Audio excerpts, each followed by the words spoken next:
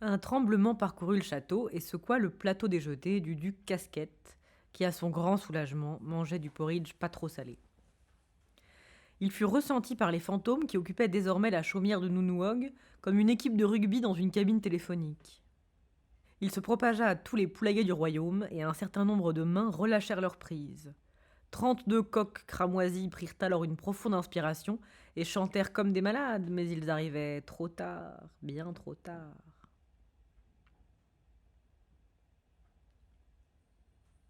T'avais compris le truc d'avant? Pas tout à fait. T'avais pas compris quand Mémé, c'était risqué de le faire. En une nuit, c'était trop short. Et du coup, Nounou, sans le dire à Mémé, elle a demandé à tous ses fils et petits-fils d'empêcher les coqs de chanter partout Pour gagner un pour peu qu'on trop de sache pas que temps. ce soit le matin. Pour Pour... gagner un peu de temps. Voilà. Et elle l'a pas dit à Nounou.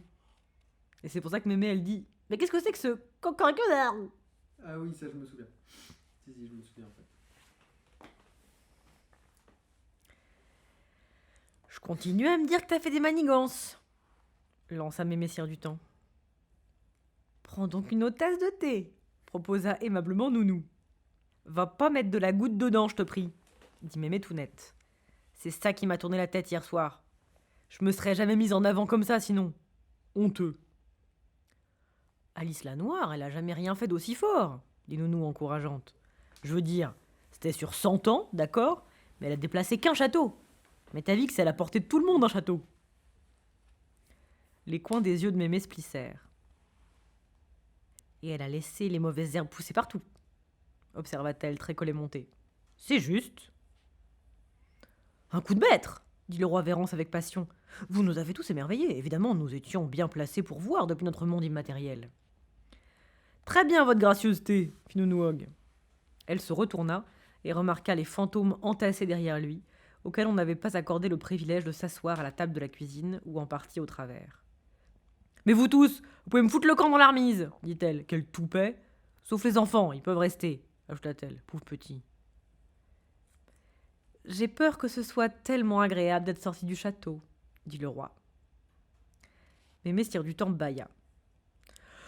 En tout cas, fit-elle, faut retrouver le gamin à présent, c'est la prochaine étape. On le cherchera tout de suite après le déjeuner. Le déjeuner? C'est du poulet, dit Nounou. Et t'es fatigué. En plus, quand on veut bien chercher, ça prend du temps. Il sera Ankh-Morpork, fit Mémé. C'est moi qui te le dis. Tout le monde se retrouve là-bas. On commencera par Ankh-Morpork. Y a pas besoin de chercher les gens quand le destin est dans le coup. Suffit de les attendre à Ankh-Morpork. La figure de Nounou s'éclaira. Ma Karen a marié un aubergiste de là-bas, dit-elle. J'ai pas encore vu le bébé. On pourrait avoir la pension gratuite et tout. On n'a pas besoin d'y aller en fait. Le tout, c'est qu'ils viennent ici. Cette ville, elle a quelque chose, dit Mémé. C'est comme un tuyau d'égout. C'est à 800 kilomètres, s'écria Magrin. Vous allez être parti pendant une éternité. Je n'y peux rien, dit le fou. Le duc m'a donné des consignes express, il me fait confiance. Ah, pour engager des soldats, j'imagine. Non, rien de tel, pas aussi moche. Le fou hésita. Il avait fait découvrir à Casquette l'univers des mots. C'était sûrement mieux que de taper sur les gens avec des épées, non? Est-ce qu'on n'allait pas y gagner du temps? Est-ce que ça ne serait pas préférable pour tout le monde, vu les circonstances? Mais vous n'êtes pas obligé de partir, vous voulez pas partir. Ça n'a pas grand-chose à voir, j'ai promis de lui rester fidèle. Oui, oui, jusqu'à la mort, mais vous y croyez quand même pas à ça. Vous m'avez dit que vous détestiez la guilde et tout. Ben oui, mais je dois quand même le faire, j'ai donné ma parole. Magra fut sur le point de taper du pied, mais elle refusa de tomber si bas. Juste au moment où on commençait à faire connaissance, se plaignit-elle. C'est lamentable. Les yeux du fou se rétrécirent.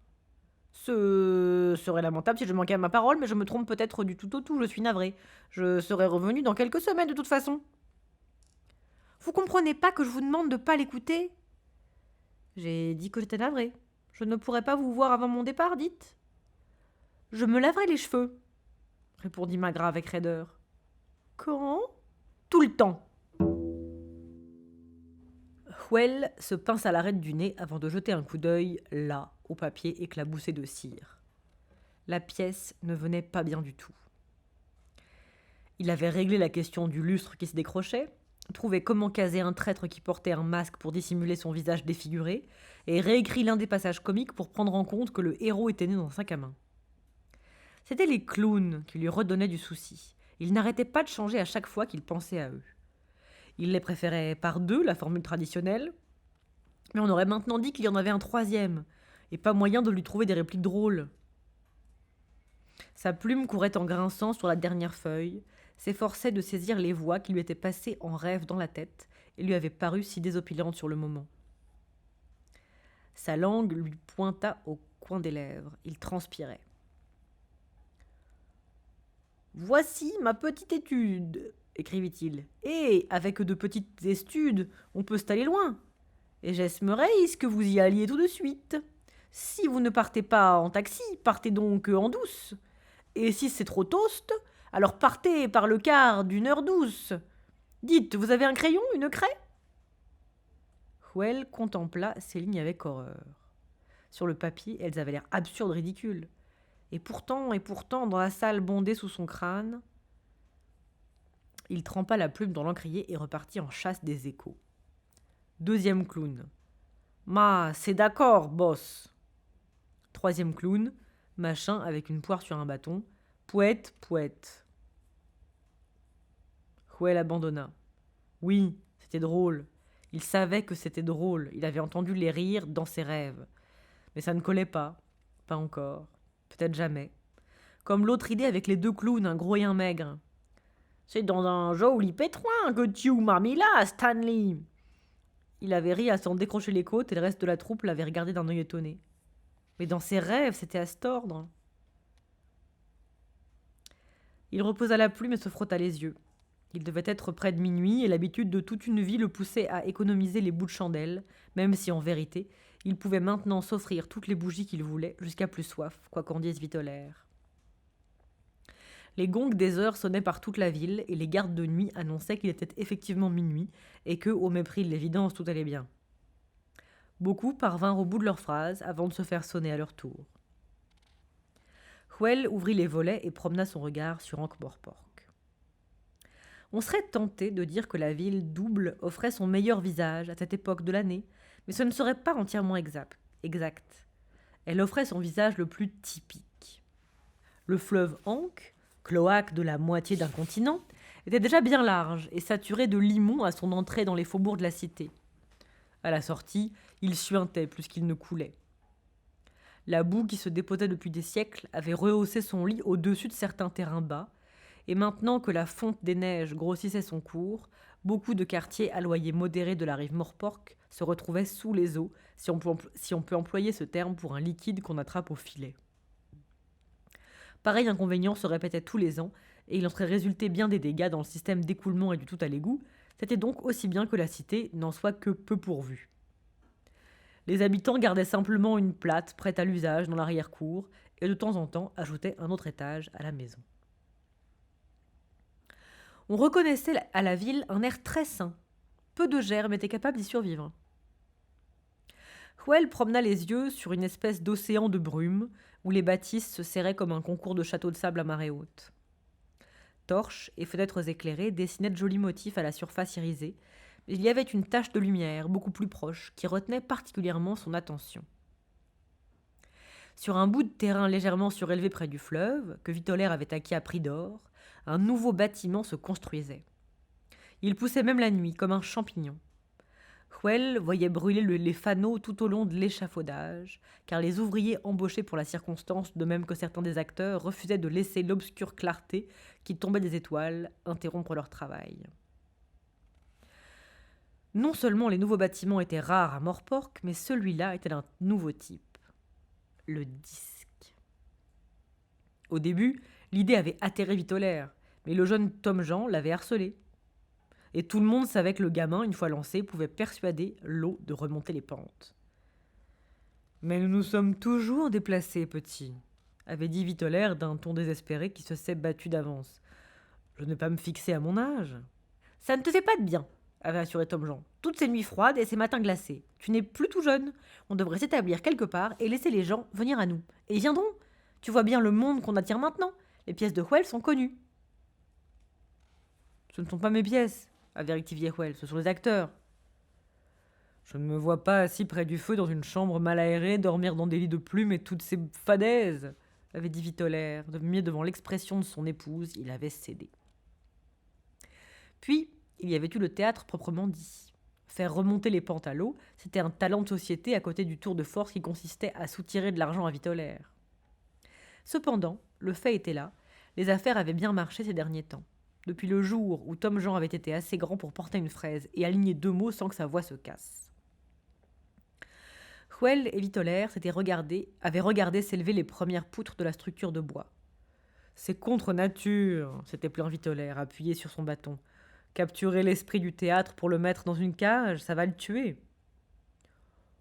Oh, je sais pas, avait timidement fait Hwell. Tom Jean avait bien monté son affaire. Il avait consacré toute une soirée à Hwell avant même d'aborder le sujet devant son père. Et aujourd'hui, le nain se sentait l'esprit en ébullition à la pensée de toutes les possibilités qu'offraient les toiles de fond, changements de décor, coulisses, cintres, machines magnifiques pour faire descendre les dieux des cieux et trappes pour faire monter les démons des enfers. Hwell n'était pas plus capable de désapprouver le nouveau théâtre qu'un singe de protester contre une plantation de bananes. Ce foutu machin n'a même pas de nom, avait dit Vitolaire. Je devrais l'appeler la mine d'or vu que ça me coûte. Où on va trouver l'argent, c'est ce que j'aimerais savoir. En vérité, ils avaient essayé des tas de noms, mais aucun n'avait plu à Tom Jean. Faut que ce soit un nom qui représente tout, avait-il exigé. Parce qu'il y a tout dedans. Le monde entier sur scène, vous voyez ? Et Hwell avait proposé, conscient de tenir la bonne réponse au moment où il la livrait, le disque. À présent, le disque était presque achevé, et lui n'avait toujours pas écrit la nouvelle pièce. Il ferma la fenêtre, revint sans se presser à son bureau, saisit la plume et approcha une autre feuille de papier. Une pensée lui vint soudain. Le monde entier était bien une scène pour les dieux. Il se mit alors à écrire. « Le disque entier n'est qu'un théâtre, écrivit-il, et tous les os, mais les femmes, n'en sont que les acteurs. » Il commit l'erreur de marquer une pause, et une autre inspiration tomba comme neige fondue qui entraîna le fil de ses pensées sur une piste de délestage. Il regarda ce qu'il avait noté, puis ajouta « Sauf ceux qui vendent le pop-corn. » Au bout d'un moment, il raya cette dernière phrase et tenta « Telle la scène d'un théâtre est le monde, sur laquelle on se pavasse comme des acteurs. » Ça avait un peu meilleure allure. Il réfléchit un instant et poursuivit avec conscience. Parfois ils y entrent, parfois ils en sortent. Est-ce qu'il perdait le fil ? Du temps. Il lui fallait une infinité de temps. Il eut un cri étouffé et un choc sourd dans la pièce voisine. Hwell lâcha la plume et poussa doucement la porte. Le jeune homme était assis dans son lit, la figure blême. Il se détendit à l'entrée du nain. « Hwell ? Qu'est-ce qui se passe, mon gars ? Des cauchemars ? » Dieu, c'était affreux, je les ai revus. J'ai vraiment cru un moment. Hwell, qui ramassait distraitement les vêtements que Tom Jean avait éparpillés dans la chambre, s'arrêta dans sa tâche. Il aimait beaucoup les rêves. C'était dans les rêves que venaient les idées. « Cru quoi ?» dit-il. « C'était comme... Enfin, j'étais comme qui dirait à l'intérieur de quelque chose, un genre de bol, et il y avait 3 figures affreuses qui me fixaient. »« Ah oui ?»« Oui, et elles ont toutes dit « Salut !» Puis elles se sont mises à discuter sur mon nom, et elles ont fait « Bref, qui sera roi plus tard ». Et alors il y en a une qui a dit « Plus tard que quoi ?» Et l'autre qui a répondu « Plus tard tout court, ma fille, c'est ce qu'on est censé dire dans ces cas-là. Tu pourrais essayer de faire un effort. » Ensuite, elles ont toutes regardé de plus près, et l'une a dit « Il a pas l'air très en forme, mais t'as vu que c'est une cuisine étrangère. Que c'est cette cuisine étrangère. » Alors la plus jeune a dit « Nounou, je vous le répète, rien de votre espie. » Puis elles se sont un peu chamaillées, et l'une des vieilles a dit « Il nous entend pas, hein ? Il s'agitait un peu dans son lit. » Et l'autre « Tu sais, j'ai jamais pu avoir le son sur ce machin, SP. » Puis elles se sont encore un peu chamaillées, ça s'est troublé, et après, je me suis réveillée. Termina-t-il gauchement. C'était horrible, parce qu'à chaque fois qu'elle s'approchait, le bol grossissait tout, et on ne voyait plus rien d'autre que les yeux et les trous de nez. Hwell se hissa sur le bord du lit étroit. Drôle de truc, les rêves, fit-il. Pas très drôle, celui-là. Non, mais tu vois, la nuit dernière, j'ai rêvé d'un petit homme aux jambes arquées qui s'en allait sur une route. Il portait un petit chapeau noir et il marchait comme s'il avait les chaussures pleines d'eau. Tom Jean hocha une tête polie. Oui, fit-il, et alors? Bah voilà, et alors rien, il avait une petite badine, il faisait des moulinets avec, et tu sais, c'était incroyable comme... La voix du nain décrut. La figure de Tom Jean avait cette expression familière d'étonnement poli et légèrement condescendant que Hwell avait fini par reconnaître et redouter. En tout cas, c'était très amusant, dit-il, à demi pour lui-même. Mais il savait qu'il ne convaincrait jamais le reste de la troupe. Sans tarte à la crème, pour eux, c'était pas drôle. Tom Jean balança les jambes hors du lit et tendit la main vers son pantalon. « J'ai plus envie de dormir, dit-il. Quelle heure il est ?»« Minuit passé, répondit Hwell. Et tu sais ce qu'a dit ton père sur la question de se coucher tard. Je ne me couche pas tard, fit Tom Jean en enfilant ses chaussures. Je me lève tôt. C'est très bon pour la santé de se lever tôt. Et je sors boire un coup, très bon pour la santé, ça aussi. Tu peux venir, acheta-t-il pour me surveiller. Hwell lui lança un regard incertain. Tu connais aussi l'avis de ton père sur la question d'aller boire. Oui, il a dit que lui n'arrêtait pas quand il était jeune. Il a dit qu'il ne pensait qu'à lamper de la bière toute la nuit et à rentrer à 5 heures du matin en cassant des fenêtres. Il a dit qu'il était un bambocheur, pas comme ces foies blancs d'aujourd'hui qui ne tiennent pas la marée. Tom Jean rajusta son pourpoint devant la glace et ajouta. Tu sais, Hwell, j'ai idée que la conduite responsable, ça vient avec l'âge, comme les varices. Hwell soupira. La mémoire de Tom Jean pour les remarques inconsidérées était légendaire. D'accord, dit-il, mais rien qu'une dans une taverne correcte. Promis. Tom Jean arrangea son chapeau. Il y avait piqué une plume. Au fait, comment on s'y prend pour lamper? Je crois qu'on renverse presque tout à côté, répondit Hwell. Si l'eau de l'Ancre avait plus de consistance et de personnalité que celle des fleuves du commun, l'air qu'on respirait au tambour rafistolé était plus encombré qu'ailleurs. On aurait dit du brouillard sec. Tom Jean et Hwell le regardaient se répandre dans la rue. La porte s'ouvrit violemment et un homme la passa en vol plané arrière pour aller percuter le mur d'en face. Un gigantesque troll, employé par les propriétaires pour maintenir un semblant d'ordre dans l'établissement, sortit entraînant 2 autres corps inertes qu'il déposa sur les pavés et gratifia d'1 ou 2 coups de pied dans les parties tendres. « J'ai idée qu'ils font la bamboche là-dedans, pas toi ?» lança Tom Jean. « On le dirait bien. » Hwell frissonna. Il détestait les tavernes. Les clients lui posaient toujours leur gobelet sur la tête. Ils se faufilèrent en vitesse pendant que le troll soulevait un consommateur inconscient par un pied et lui cognait la tête par terre pour en extraire les valeurs dissimulées dans ses vêtements. On a dit qu'entrer au tambour équivalait à plonger dans un marécage. Sauf que dans un marécage, les alligators ne vous font pas les poches d'abord. 200 yeux suivirent le duo quand il se fraya un chemin à travers la cohue jusqu'au comptoir. 100 bouches s'arrêtèrent de boire, de jurer ou de supplier, et 99 fronts se plissèrent sous l'effort pour deviner si les nouveaux arrivants entraient dans la catégorie A, ce dont il fallait avoir peur, ou B, ce à qui il fallait faire peur. Tom Jean passa dans la foule comme s'il était chez lui, et avec l'impétuosité de la jeunesse, tapa sur le comptoir. L'impétuosité n'était pas un gage de survie au tambour rafistolé. « 2 pains de ta meilleure bière, tavernier !» dit-il d'un ton si juste que le bistrotier, à sa grande surprise, se retrouva à remplir la première chope avant même que les échos de la commande se soient éteints. Hwell leva la tête. Il y avait un grand costaud à sa droite, l'allure d'une manade de taureaux d'arène et qui portait plus de chaînes qu'il n'en fallait pour amarrer un navire de guerre. Une figure qui évoquait un chantier de construction avec des poils, baissa vers lui un regard mauvais. « Bordel de merde !» fit la figure. « Un putain d'ornement de jardin !» Le sang de Hwell se glaça.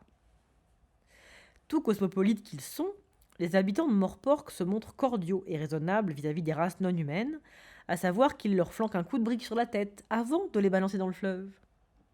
Ce traitement ne s'applique pas aux trolls, naturellement, car il est très difficile d'entretenir des préjugés raciaux envers des créatures de plus de 2 mètres capables de bouffer les murs, du moins de les entretenir longtemps. Mais les spécimens de moins d'1 mètre sont tout désignés pour faire l'objet d'une discrimination. Le géant tapota du doigt sur la tête de Hwell. « Où t'as mis ta gaule, ornement de jardin ?» Le tavernier poussa les chopes sur le comptoir. « Et voilà, fit-il en ricanant, une pinte et une demie. » Tom Jean ouvrit la bouche pour parler, mais Hwell lui décocha un coup de coude dans le genou. « Laissez dire, s'esquiver aussi vite que possible, c'était la seule solution. »« Où t'as mis ton chapeau pointu, alors ?» insista le barbu. La salle s'était tue. Apparemment, c'était l'heure du spectacle. « Je t'ai demandé où t'as mis ton chapeau pointu, abruti !» Le tenancier referma la main sur le gourdin planté de clous qu'il gardait sous le comptoir au cas où et déclara « c'est à l'ornement de jardin que je cause. » L'homme versa tout doucement le fond de sa propre chope sur la tête du nain silencieux. « Je veux plus boire ici, marmonna-t-il devant l'absence de réaction de Hwell. C'est déjà honteux qu'on laisse consommer des singes, mais des pygmées. » Le silence dans la taverne acquit alors une nouvelle densité, dans laquelle le bruit d'un tabouret qu'on repoussait lentement sonna comme le raclement du destin en marche. Tous les yeux pivotèrent vers l'autre bout de la salle, où se tenait assis le seul consommateur du tambour rafistolé, qui entrait dans la catégorie C. Ce que Tom Jean avait pris pour un vieux sac penché sur le comptoir dépliait des bras et d'autres bras, sauf que c'était des jambes.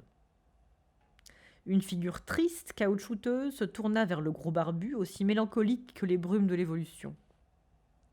Ses drôles de lèvres se retroussèrent. Les dents, elles, n'avaient rien de drôle. Répéta le tavernier, qui s'effraya lui aussi de sa propre voix dans cet affreux silence simien. « Je crois pas que tu voulais dire ça, hein? Au sujet des singes, tu sais, pas vraiment, hein ?» « Bon, de là, c'est quoi ?» souffla Tom Jean.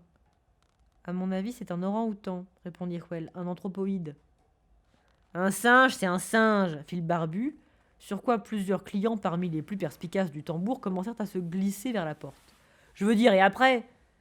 Mais ces putains d'ornements de jardin !» Le poing de Hwell frappa à hauteur d'aine. Les nains ont une réputation de combattants redoutables. Toute race d'individus de 90 cm qui affectionnent la hache et vont à la bataille comme à un concours de bûcherons finit par faire parler d'elle. Mais des années à manier la plume au lieu du marteau avaient entamé la force de frappe de Hwell, et il n'aurait pas fait de vieux os lorsque le gros type tira son épée en hurlant, si deux mains délicates et douces comme du cuir n'avaient aussitôt arraché l'arme pour la plier en deux sans grand effort. Note de bas de page. Une explication est peut-être ici nécessaire. Le bibliothécaire de l'Université de l'Invisible, première université de magie du disque, avait été changé en orang-outan quelques années plus tôt, à la suite d'un accident magique, comme il s'en produit souvent dans cette académie. Et depuis lors, il avait énergiquement résisté à toutes les tentatives bien intentionnées pour le ramener à sa condition première. D'abord parce que de longs bras et des orteils préhensiles facilitent grandement l'accès aux étagères les plus hautes. Ensuite parce que les anthropoïdes ne s'embarrassent pas d'angoisse existentielle. Il avait aussi découvert avec satisfaction que son nouveau corps, malgré des allures trompeuses de sac en caoutchouc rempli d'eau, lui donnait 3 fois la force et 2 fois la longe de l'ancien. Le géant grogna et se retourna. Un bras comme 2 manches de balai fixées ensemble par un élastique et couvert d'une fourrure rousse se déplia en un mouvement ingénieux et s'abattit sur sa mâchoire avec une puissance telle que l'homme décolla de 10 cm avant d'atterrir sur une table. La table glissa, en percuta une autre et retourna 2 bancs. Le signal était donné pour démarrer la bagarre du soir tant attendue, surtout que le gros costaud avait amené quelques amis avec lui. Vu qu'aucun ne s'en ressentait pour ce coltiner l'anthropoïde, lequel avait d'un air rêveur cueilli une bouteille sur l'étagère pour en fracasser le cul sur le comptoir, ils cotirent sur tout ce qui passait à leur portée. Par principe, c'est là le bon usage dans une bagarre de taverne. Hwell passa sous une table et tira à sa suite Tom Jean, qui regardait l'échauffourée d'un œil intéressé. « Alors c'est ça la bamboche !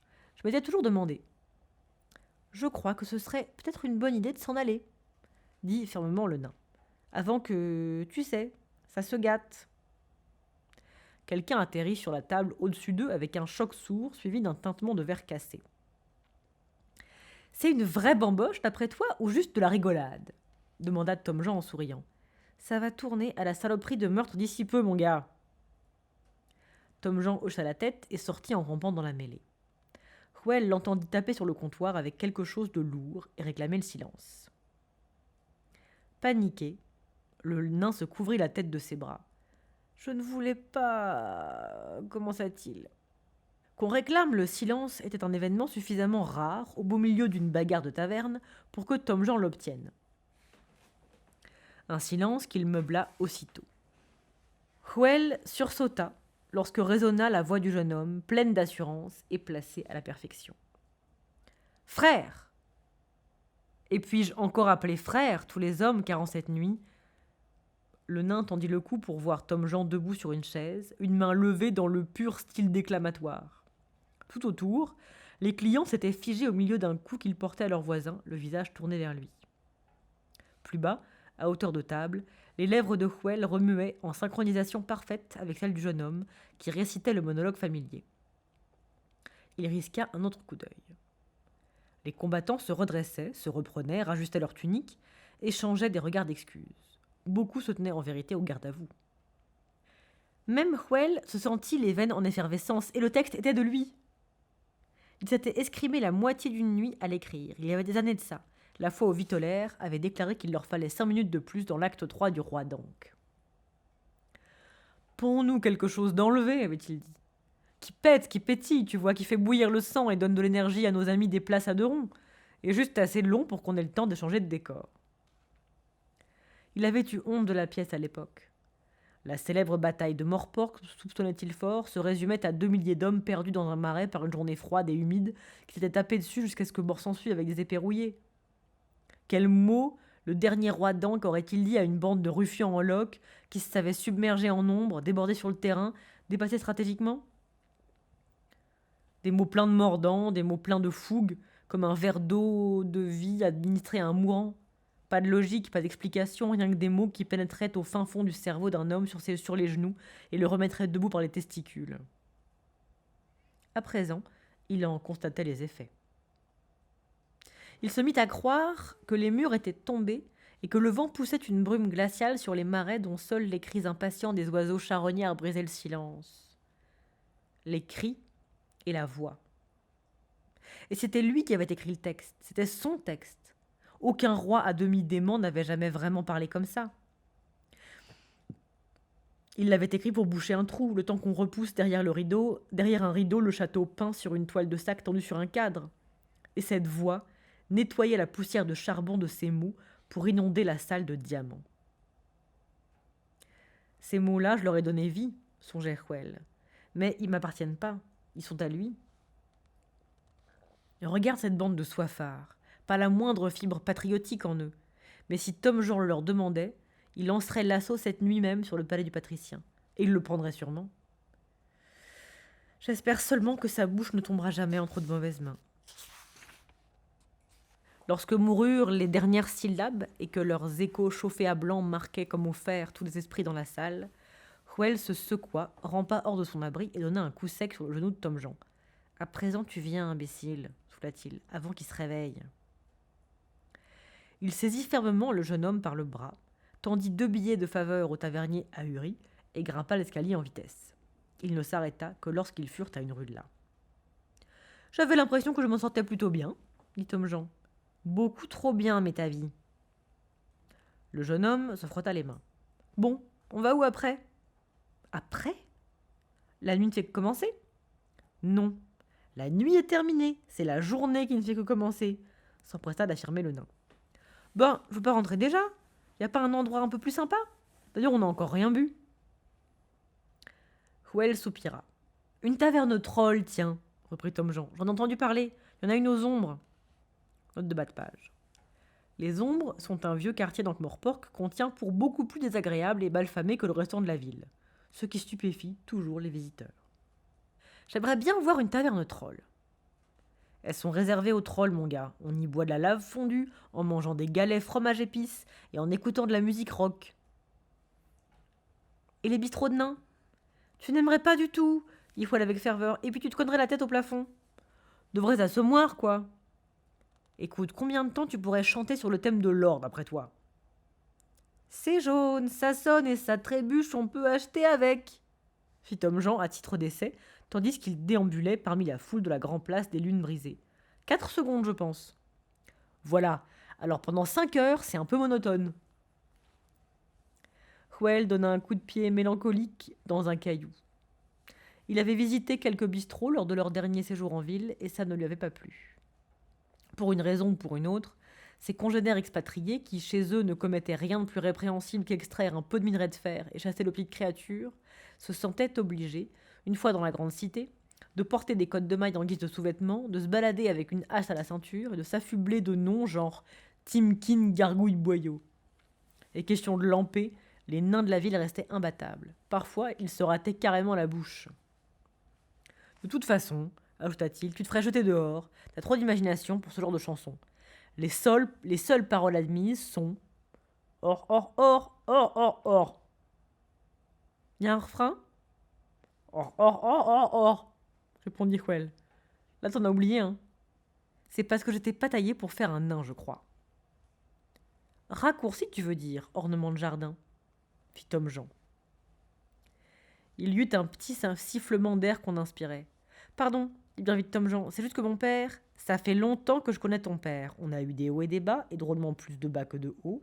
Depuis ta naissance. Il hésita. Les temps étaient durs à l'époque, marmonna-t-il. Alors ce que je dis, il y a des choses qu'on mérite. Oui, pardon. Tu vois, il suffit. Hwell s'arrêta à l'entrée d'une ruelle sombre. T'as rien entendu? Demanda-t-il.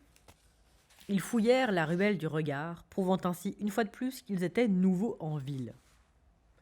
Les morporquiens ne regardent pas dans les ruelles sombres quand ils entendent des bruits bizarres.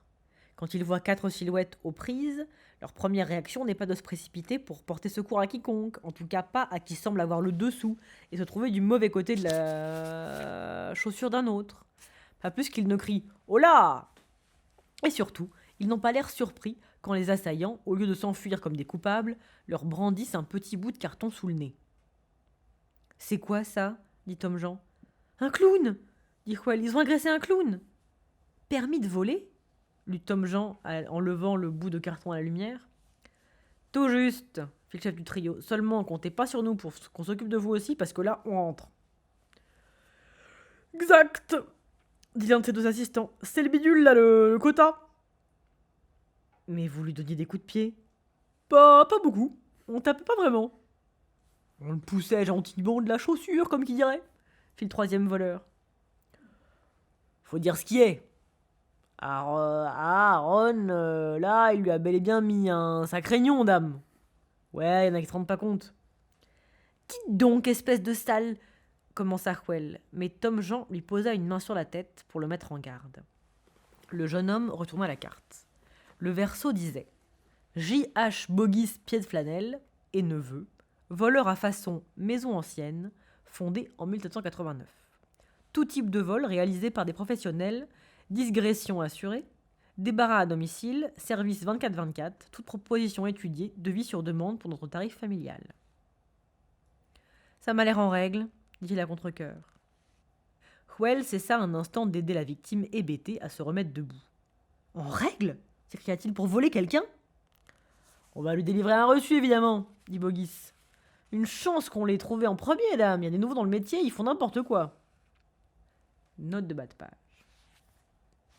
Le système enviable de criminels titulaires d'un permis dont jouit Ankh-Morpork doit beaucoup au patricien actuel, le seigneur Veterini. Il s'est un jour convaincu que la seule manière de maintenir l'ordre dans une ville d'1 million d'habitants, c'était de reconnaître les diverses bandes et guildes de voleurs, de leur octroyer un statut professionnel, de convier leurs chefs à de grands banquets, d'autoriser un niveau acceptable de criminalité dans les rues, puis de confier aux dirigeants la responsabilité de veiller à ce qu'on ne le dépasse pas, sous peine de se voir dépouiller de leur nouvelle distinction municipale, et même de se voir dépouiller tout court. Ce fut un succès. Les criminels, en fin de compte, constituaient une excellente force de police. Les voleurs contrevenants ne tardèrent pas à découvrir, par exemple, qu'au lieu d'une nuit en cellule, ils devaient désormais s'attendre à une éternité au fond du fleuve. Il restait pourtant le problème de la répartition quantitative du crime. On instaura donc un système complexe de prévision budgétaire annuelle, de reçus et d'indemnités pour veiller à ce que A. Les membres des guildes gagnent raisonnablement leur vie, et B. Les citoyens ne se fassent pas voler ni agresser plus d'un nombre convenu de fois. Beaucoup de citoyens prévoyants s'arrangeaient en fait pour se débarrasser d'un minimum acceptable de vol, d'agression, etc. en début d'exercice comptable, souvent dans l'intimité et le confort de leur domicile, ce qui leur permettait de circuler dans les rues à peu près sans risque le reste de l'année. Le système fonctionnait en douceur, avec une grande efficacité, preuve une fois encore qu'auprès du patricien d'Ancre, Machiavel était tout juste bon à tenir un stand de bulot. Des cow-boys renchérit un neveu. Combien vous avez volé demanda Tom Jean. Bogis ouvrit la bourse du clown qu'il avait coincée dans sa ceinture. Puis il pâlit. Oh putain de merde, fit-il. Les neveux se rapprochèrent. Ça va être notre fête, dame. La deuxième fois cette année, tonton. Bogis lança un regard mauvais à la victime. Ben, comment je pouvais savoir, moi? Je peux pas savoir, hein. Je veux dire, regardez-le. Combien vous auriez cru trouver sur lui, vous? 2 ou 3 pièces, pas vrai? Je veux dire, on serait jamais occupé de lui, seulement c'est sur notre chemin pour rentrer chez nous. On veut rendre service et voilà où ça mène. Il a combien alors demanda Tom Jean. Doit bien y avoir 100 piastres d'argent là-dedans. J'ai mis Bogis en agitant la bourse. Ça, c'est pas ma catégorie. Je suis pas à la hauteur. Je peux pas traiter une somme pareille. Faut au moins appartenir à la guilde des avocats pour voler autant. Ça dépasse de loin mon quota, voilà. Rendez-le lui alors, dit Tom Jean. Mais j'ai signé reçu. Ils sont tous numérotés, vous savez, précisa le plus jeune des neveux. La guilde fait des contrôles, dame. Well saisit la main de Tom Jean. Vous voulez bien vous excuser un moment dit-il au voleur dans tous ses états, et il entraîna Tom Jean de l'autre côté de la ruelle. Bon, reprit-il, qui est devenu fou? Eux? Toi? Moi? Tom Jean lui expliqua. C'est légal? Jusqu'à un certain point. Fascinant, non? Un type dans un bistrot m'en a parlé, dame. Mais il a volé trop d'argent? On dirait. J'imagine que la guilde est très stricte là-dessus. Un gémissement s'échappa de la victime suspendue entre eux. Elle tintait faiblement.